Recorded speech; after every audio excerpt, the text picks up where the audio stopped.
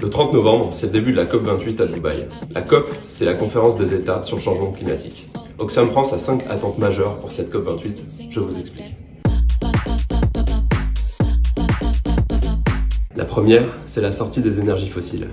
Une sortie qui soit rapide parce qu'on n'a plus le temps et équitable parce que les pays riches ont plus de responsabilités et de capacités à sortir rapidement des énergies fossiles. La deuxième, c'est le triplement global des capacités d'énergie renouvelable et le doublement de l'efficacité énergétique.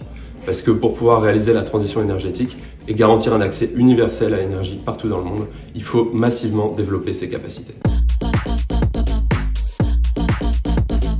La troisième, c'est la concrétisation du fonds pour les pertes et dommages. L'année dernière, les pays se sont enfin entendus pour un fonds destiné à aider les populations les plus vulnérables au changement climatique. Maintenant, il faut passer de l'intention à l'action, en le dotant financièrement et en garantissant que ce soit les plus vulnérables qui accèdent véritablement aux ressources.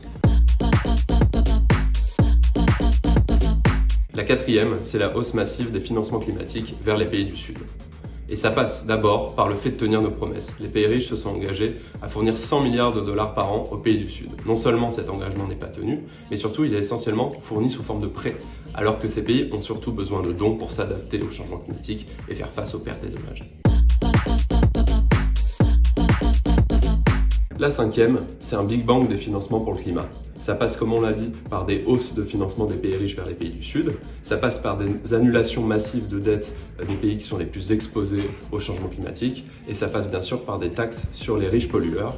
D'abord les multinationales par leur mode de production extrêmement polluant, mais aussi les ultra-riches qui, par leur train de vie et leurs investissements, contribuent largement au changement climatique et doivent payer leur juste part.